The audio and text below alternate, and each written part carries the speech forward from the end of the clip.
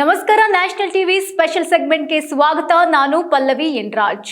ಕನ್ನಡ ಹಾಡು ಹಾಡಿ ಎಂದಿದ್ದಕ್ಕೆ ನಾಲಿಗೆ ಹರಿಬಿಟ್ಟ ಸೋನು ನಿಗಮ್. ಪಹಲ್ಗಾಮ್ ಉಗ್ರರ ದಾಳಿಗೂ ಕನ್ನಡದಲ್ಲಿ ಹಾಡು ಹಾಡಿ ಅಂದಿದ್ದಕ್ಕೂ ಸಂಬಂಧವೇನು? ಕನ್ನಡಿಗರ ಕೋಪಕ್ಕೆ ಗುರಿಯಾದ ಸೋನು ನಿಗಮ್. ಇಷ್ಟು ದಿನ ನನಗೆ ಕನ್ನಡಿಗರು ಅಂದ್ರೆ ಇಷ್ಟ, ಕನ್ನಡ ಅಂದ್ರೆ ಇಷ್ಟ ಅಂತಿದ್ದ ಈ ಹಾಡುಗಾರ ಸೋನು ನಿಗಮ್ ಈಗ ಅದೇ ಕನ್ನಡದ ಹಾಡನ್ನ ಹಾಡಿ ಅಂತ ಹೇಳಿದ್ದಕ್ಕೆ ನಾಲಿಗೆಯನ್ನ ಹರಿಬಿಟ್ಟಿದ್ದಾರೆ. ಇದು ಕನ್ನಡಿಗರ ಆಕ್ರೋಶಕ್ಕೆ ಕಾರಣವಾಗಿದೆ. ಅಂದ್ರೆ ನಾವು ಗಮನಿಸಬಹುದು, ಇಂತಹ ಘಟನೆಗಳು ಕರ್ನಾಟಕದವರಿಗೆ, ಕನ್ನಡಿಗರಿಗೆ ಹೊಸದೇನಲ್ಲ. ಈ ಉತ್ತರ ಭಾರತದಿಂದ ಬಂದಿರೋರು ಇದೇ ರೀತಿ ಮಾತನಾಡಿದ್ದಾರೆ ನಮ್ಮ ಕನ್ನಡದ ಬಗ್ಗೆ, ಕರ್ನಾಟಕದ ಬಗ್ಗೆ. ಅದಾದ ನಂತರದಲ್ಲಿ ಕ್ಷಮೆಯನ್ನ ಯಾಚಿಸ್ತಾರೆ. ಯಾಕೆ ಮಾತಾಡಬೇಕು, ಯಾಕೆ ಕ್ಷಮೆಯನ್ನ ಕೇಳಬೇಕು? ಈ ಹಿಂದೆ ನೋಡಬಹುದು ನಾವು, ಒಬ್ಳು ಹಿಂದಿ ಯುವತಿ ಬೆಂಗಳೂರು ಬಗ್ಗೆ ಮಾತಾಡಿದ್ಲು. ಅದಾದ ನಂತರದಲ್ಲಿ ರೀಸೆಂಟ್ ಆಗಿ ಒಂದು ಇಶ್ಯೂ ಆಗಿತ್ತು. ಸಾಕಷ್ಟು ಈ ರೀತಿ ಇಶ್ಯೂಸ್ ನಡೀತಲೇ ಇದೆ. ಯಾಕೆ ಉತ್ತರ ಭಾರತದವರಿಗೆ ಕನ್ನಡಿಗರು ಅಂದ್ರೆ ಈ ರೀತಿ ಮನೋಭಾವ? ನಾವು ಎಲ್ಲವನ್ನ ಸಹಿಸ್ಕೊಳ್ತೀವಿ ಅಂತನಾ?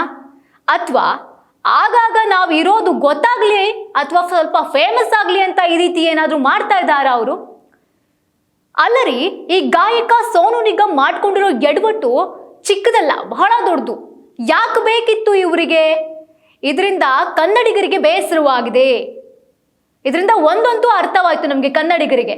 ಸೋನು ನಿಗಮ್ ಮನಸ್ಸಿನಲ್ಲಿ ಕನ್ನಡದ ಬಗ್ಗೆ ಅಭಿಪ್ರಾಯ ಹೇಗಿದೆ, ಕರ್ನಾಟಕದ ಜನರ ಬಗ್ಗೆ ಅಭಿಪ್ರಾಯ ಹೇಗಿದೆ ಅನ್ನೋದು ನಮಗೆ ಅರ್ಥವಾಯ್ತು.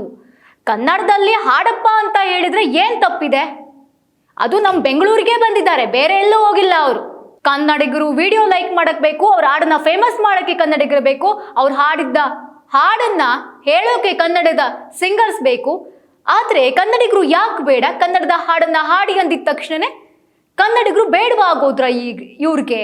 ಕನ್ನಡದ ಹಾಡು ನಾನು ಹಾಡಲ್ಲಪ್ಪ ಅಂದಿದ್ರೆ ಮುಗ್ದೋಗ್ತಾ ಇತ್ತು, ಇಷ್ಟೆಲ್ಲ ಆಗ್ತಾನೆ ಇರ್ಲಿಲ್ಲ. ಆದ್ರೆ ಇವ್ರು ಹೇಳಿರೋ ಹೇಳಿಕೆ ಇದೆಯಲ್ವಾ, ಬಹಳ ದೊಡ್ಡ ಸ್ಟೇಟ್ಮೆಂಟ್. ಕೋಟ್ಯಾಂತರ ಕನ್ನಡಿಗರಿಗೆ ಕೋಪ ತರಿಸಿದೆ, ಸಿಟ್ಟಿಗೆ ಕಾರಣವಾಗಿದೆ. ಅಷ್ಟಕ್ಕೂ ಈ ಘಟನೆ ಏನಾಯ್ತು ಅದನ್ನ ನೋಡೋದಾದ್ರೆ, ಸೋನು ನಿಗಮ್ ಅಂತದ್ ಏನ್ ಮಾಡಿದ್ರು? ಬೆಂಗಳೂರಿನ ಒಂದು ಕಾಲೇಜಿನಲ್ಲಿ, ಪ್ರತಿಷ್ಠಿತ ಕಾಲೇಜ್ಗೆ ಸಂಗೀತ ಕಾರ್ಯಕ್ರಮವನ್ನ ಆಯೋಜನೆಯನ್ನ ಮಾಡಿರ್ತಾರೆ. ಆ ಟೈಮ್ನಲ್ಲಿ ಇದೇ ಸೋನು ನಿಗಮ್ ಬಂದಿರ್ತಾರೆ. ಈ ವೇಳೆ ಸೋನು ನಿಗಮ್ ಅವರನ್ನ ಕರೆಸಿದ್ರು. ಬೇರೆ ಬೇರೆ ಭಾಷೆಯ ಹಾಡುಗಳನ್ನ ಹಾಡ್ತಾ ಇರ್ತಾರೆ. ಆಗ ನಮ್ಮ ಕನ್ನಡಿಗರು ಕರ್ನಾಟಕದಲ್ಲಿ ಬೇರೆ ಬೇರೆ ಭಾಷೆ ಹಾಡನ್ನ ಹಾಡಿದ್ರೆ ಸಹಿಸ್ಕೊಳ್ಳೋದು ಬಹಳ ಕಷ್ಟ. ಒಬ್ಬ ಚಿಕ್ಕ ಹುಡುಗ ಇರ್ತಾನೆ, ಅವನು ಹೇಳ್ತಾನೆ ಕನ್ನಡದ ಹಾಡನ್ನ ಹಾಡಿ ಅಂತಾರೆ. ಅದ್ರಲ್ಲಿ ಏನ್ ತಪ್ಪಿದೆ? ಕರ್ನಾಟಕಕ್ಕೆ ಬಂದಿದ್ಯಾ, ಬೆಂಗಳೂರಲ್ಲಿದ್ಯಾ, ಕನ್ನಡದ ಹಾಡು ಹಾಡಪ್ಪ ಅಂದ್ರೆ ತಪ್ಪೇನೂ ಇಲ್ಲ. ಆಗುತ್ತೆ ಅಂದ್ರೆ ಆಗುತ್ತೆ ಅನ್ಬೇಕು, ಇಲ್ಲ ಅಂದ್ರೆ ಬೇಡ ಅನ್ಬೇಕು. ಸೋನು ನಿಗಮ್ ಹೇಳ್ತಾರೆ ಇದಕ್ಕೇನೆ ಪಹಲ್ಗಾಮ್ನಲ್ಲಿ ಭಯೋತ್ಪಾದಕ ದಾಳಿ ನಡೆದಿದ್ದು ಅಂತ. ಅಲ್ಲ, ಈ ಮೂಲಕ ಏನ್ ಹೇಳಕ್ಕೆ ಹೋಗಿದ್ದಾರೆ ಸೋನು ನಿಗಮ್?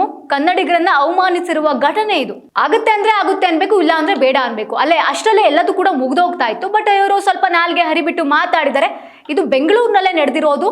ಈ ಒಂದು ಸ್ಟೇಟ್ಮೆಂಟ್ ಇದೆಯಲ್ಲ, ಭಾರಿ ವಿವಾದವನ್ನ ಹುಟ್ಟು ಹಾಕಿದೆ. ಆ ನಂತರದಲ್ಲೂ ಕೂಡ ಅವರು ಅದಕ್ಕೆ ಸಮರ್ಥನೆಯನ್ನ ಮಾಡ್ಕೊಳ್ತಾರೆ. ನಾನು ಈ ರೀತಿ ಹೇಳಿಲ್ಲ, ನನ್ನ ಮಾತಿನ ಅರ್ಥ ಇದಾಗಿರ್ಲಿಲ್ಲ, ನಾನು ಮೊದಲಿಂದಲೂ ಕೂಡ ಕನ್ನಡ ಹಾಡುಗಳನ್ನ ಹಾಡಿದ್ದೇನೆ. ಅವರು ಕನ್ನಡ ಅಂತ ನನಗೆ ಒತ್ತಾಯವನ್ನ ಮಾಡ್ತಾ ಇದ್ರು, ಒಂದು ರೀತಿಯಲ್ಲಿ ಅವಾಜನ್ನ ಹಾಕ್ತಾ ಇದ್ರು ನನಗೆ. ಆ ಟೈಮ್ನಲ್ಲಿ ನನಗೆ ಆಬ್ವಿಯಸ್ಲಿ ಕೋಪ ಬಂತು. ಕನ್ನಡದ ಮೇಲೆ ನನಗೆ ಅಪಾರವಾದಂತಹ ಗೌರವವಿದೆ. ಸೋನು ನಿಗಮ್ ಉಲ್ಟಾವನ್ನ ಹೊಡಿತಾರೆ. ಆದರೂ ಕೂಡ ಸ್ಯಾಂಡಲ್ವುಡ್ನಿಂದ ಅವರನ್ನ ಬ್ಯಾನ್ ಮಾಡಬೇಕು. ಇಷ್ಟಾಗಿದ್ರು ನೀವು ಹೇಗ್ರಿ ಕರೆಸ್ಕೋತೀರಾ ಸ್ಯಾಂಡಲ್ವುಡ್ಗೆ ಅಂತ ಪ್ರಶ್ನೆ ಮಾಡ್ತಾ ಇದ್ದಾರೆ ಜನ, ಕಮೆಂಟ್ ಮಾಡ್ತಾ ಇದ್ದಾರೆ. ಈ ವಿಚಾರ ನಡೆದಿರೋದು ನೆನ್ನೆ ಆದ್ರೂ ಎಲ್ರಿಗೂ ಕೂಡ ಗೊತ್ತಿದೆ. ಎಲ್ರೂ ಕೂಡ ಪ್ರಶ್ನೆ ಮಾಡ್ತಾ ಇದ್ದಾರೆ, ಕನ್ನಡದ ಹಾಡು ಹಾಡಿ ಅಂತ ಹೇಳಿದ್ದಕ್ಕೂ ಪಹಲ್ಗಾಮ್ನಲ್ಲಿ ನಡೆದಿರೋ ಘಟನೆಗೂ ಏನ್ರಿ ಸಂಬಂಧ? ಈ ಮೂರ್ಖ ಸೋನು ನಿಗಮ್ಗೆ ಏನಾಗಿದೆ? ಪ್ರಶ್ನೆ ಮಾಡ್ತಾ ಇದ್ದಾರೆ. ಕಮೆಂಟ್ಗಳಲ್ಲಿ ಕಮೆಂಟ್ ಹಾಕ್ತಾ ಇದ್ದಾರೆ, ಈ ಮೂರ್ಖನಿಗೆ ಏನಾಗಿದೆ ಅಂತ. ಇಷ್ಟೇನಾ ನಿಮ್ಗೆ ಕನ್ನಡದ ಪ್ರೀತಿ? ಇಷ್ಟೇನಾ ಗೌರವ? ತಿಂದ ತಟ್ಟೆಯಲ್ಲಿ ಉಗುಳ ಬುದ್ಧಿ ನಿಮ್ಮಂತವ್ರು ಬಿಡೋದಿಲ್ಲ ಅಂತ ಆಕ್ರೋಶವನ್ನ ವ್ಯಕ್ತಪಡಿಸ್ತಾ ಇದ್ದಾರೆ. ಕನ್ನಡಿಗರು ಅಂದ್ರೆ ಅಷ್ಟೊಂದು ಬಿಟ್ಟಿಗೆ ಬಿದ್ದಿದ್ದೀವ ನಾವು? ಕನ್ನಡ ಪರ ಹೋರಾಟಗಾರರು ಪ್ರಶ್ನೆಯನ್ನ ಮಾಡ್ತಾ ಇದ್ದಾರೆ ಸೋನು ನಿಗಮ್ ಅವರಿಗೆ. ಕೂಡಲೇ ಸೋನು ನಿಗಮ್ ಅವರು ಕನ್ನಡಿಗರನ್ನ ಕ್ಷಮೆ ಯಾಚಿಸಬೇಕು, ಕನ್ನಡ ಚಿತ್ರರಂಗದಲ್ಲಿ ಇನ್ನೆಂದೂ ಕೂಡ ಹಾಡ್ಲಿಕ್ಕೆ ಅವಕಾಶವನ್ನ ಕೊಡಬಾರದು ಅನ್ನೋ ಒತ್ತಾಯ ಕೂಡ ಇದೆ. ಸೊ ಅದೆಲ್ಲ ಒಂದು ಪಕ್ಕ ಕಿರಣ.